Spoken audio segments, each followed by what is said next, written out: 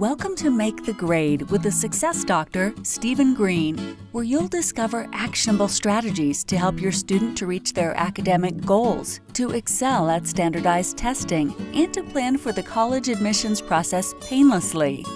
And now, here's your host, Dr. Stephen Green. Hey everybody, welcome back. Dr. Stephen Green here, the Success Doctor. And I want to thank you for listening to the Make the Grade podcast. This is episode 4.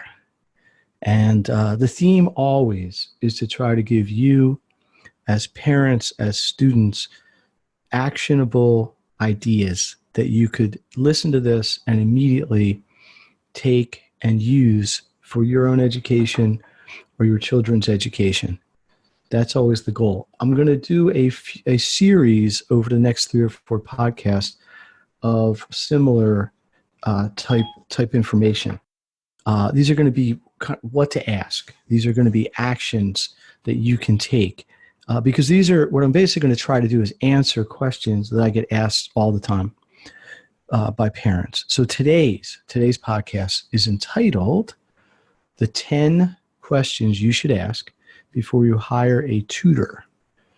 And these are common questions I get asked all the time by parents in all kinds of forums. So in fact, I was in the grocery store the other day and I ran into somebody I knew and was getting into it. So let's just jump right in. Number 1, and by the way, sorry, this podcast, this information is available also as a PDF, which is downloadable, and as a video that you can watch. So if you're interested in that, I'll let you know how to reach out to me, but you can email or you can comment on the podcast, things like that. So number 1, do you know the tutor personally? First question you can ask, do you know the tutor personally? Who's actually going to be working with your child? There's basically 2 models of tutoring companies. One would be a brokerage type service where a person might manage a company, hire several tutors, maybe even hundreds of tutors, and then just send them out to work. Sometimes this creates a lack of consistency and quality. Not always. Sometimes you get very good people. The other model would be a sole proprietor person, maybe more of a person who's actually doing the work, being the manager, but also the actual tutor. So you want to know, if you engage a tutoring company, who is actually going to be working with your child, who's going to be planning the lessons, and so on and so on. Question number 2, what is that tutor's background? What are their certifications? What sort of credentials do they have? So for example, does this tutor have a teaching certification? Do they have a state-issued teaching certificate? And if so, what subject is it in? Because they can be issued in a variety of topics. Do they have the legal paperwork they need? Child abuse clearances, FBI clearances, things like this. These are things that are always available and they're regulated, so you know if you're getting somebody that your child's going to be safe with, because you want to make sure you have good service educationally and professionally, but also there's a safety issue, unfortunately, in this day and age. Question number 3, does the tutor have all these clearances that I just mentioned? But it's going to vary state to state, which is why I separate the question into 2 and 3. So make sure they don't only have the right credentials as an educator, but also the right background checks, child abuse clearances, and things like that as appropriate by the state that you live in. Question number 4, from an educational viewpoint, what is their teaching method? Every tutor, just like every teacher, is going to have their own teaching style. Just like every student has their own learning style, which is something, by the way, I talked about in podcast 3 about Maximum Education's everybody's learning style. It's really important that the tutor's teaching style aligns with your child's learning style. There's visual styles, there's auditory styles, there's kinesthetic styles. Again, this was discussed in a little more detail in another podcast. But this is a question you want to ask. What's your teaching method? What's your teaching style? And understand if it aligns with your child's learning style. Number 5, what's it going to cost? The cost of tutoring can vary tremendously depending on your geography, the economics of the area that you live in, but you want to know what it is up front. at least as much as you can. Some places charge registration fees or enrollment fees or assessment fees just to get you into the system. Some sell packages where you might buy 6, 8, 10, 15 lessons for a fixed cost, and then you essentially use them. Some charge an hourly rate. Ask if there's a minimum number of lessons that you have to purchase, or if there's any other fees like material fees.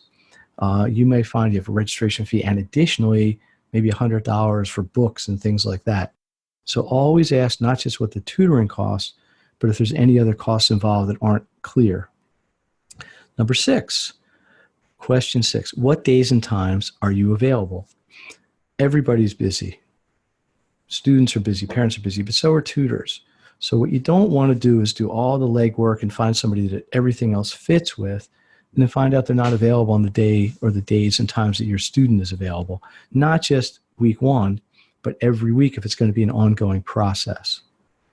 Number 7, how can you as the tutor educator help me or my child?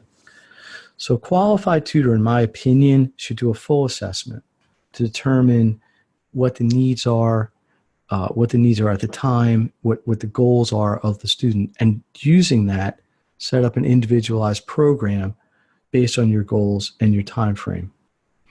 So it's a process. This should be looked at, in my view, as an educational process, not just a service that you're buying. Further, the tutor should reassess and make sure that we're on track moving forward, reassess where the work is a week, a month, whatever later, and then move forward from there and adjust as needed. Number 8, what should I or what should my child expect from a typical tutoring lesson?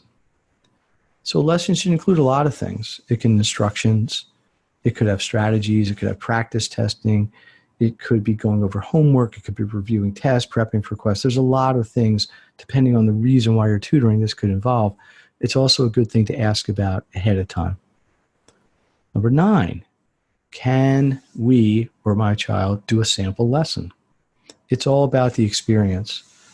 If you should ask, hey, can we do a 15-minute, half-hour lesson, maybe for free as a complimentary thing, perhaps at a reduced rate, just to get a sense before jumping in the deep end and booking 10, 20 hours with a tutor or a tutoring company. It's really important that the student and the family feel comfortable with the situation. Number 10, how are we as parents, or how am I as a student, going to get feedback on my lessons and the progress that we've had? It's really important that the tutor or tutoring company provide feedback. They should send updates after a lesson or have a conversation periodically or maybe even every lesson, depending on the acuteness or the gravity of what's going on. But it should be consistent. It should be kept as records. Everybody should be on the same page with what's going on. And I think as a bonus, even though I told you it was 10, as 11, just what else is on your mind? It's the old saying, measure twice, cut once.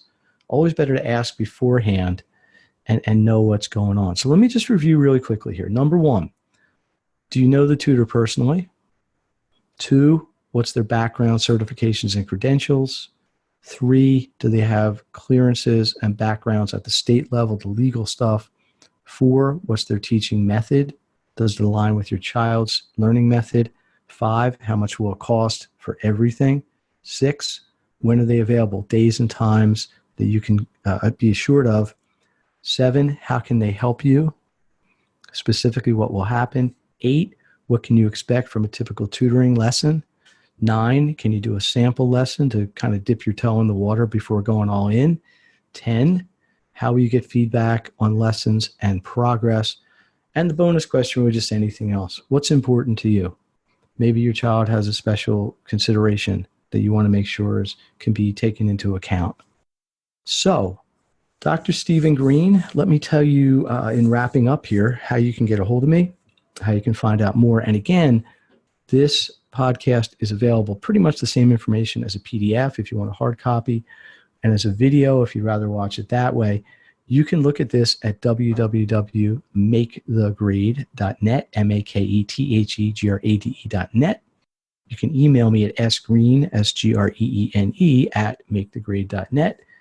You can find me on social media, Facebook, Instagram, Make the Grade. Starting to see a pattern here.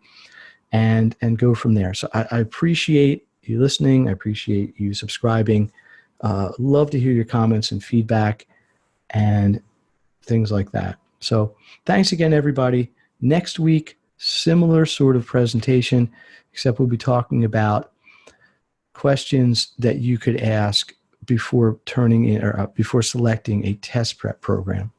So instead of a tutor, we'll be talking about test preps for SATs and ACTs. Very good. Thank you very much. Have a great week and talk to you soon. You've been listening to Make the Grade with the Success Doctor, Stephen Green. If you enjoyed this episode, be sure to subscribe. For more resources and support, please visit makethegrade.net.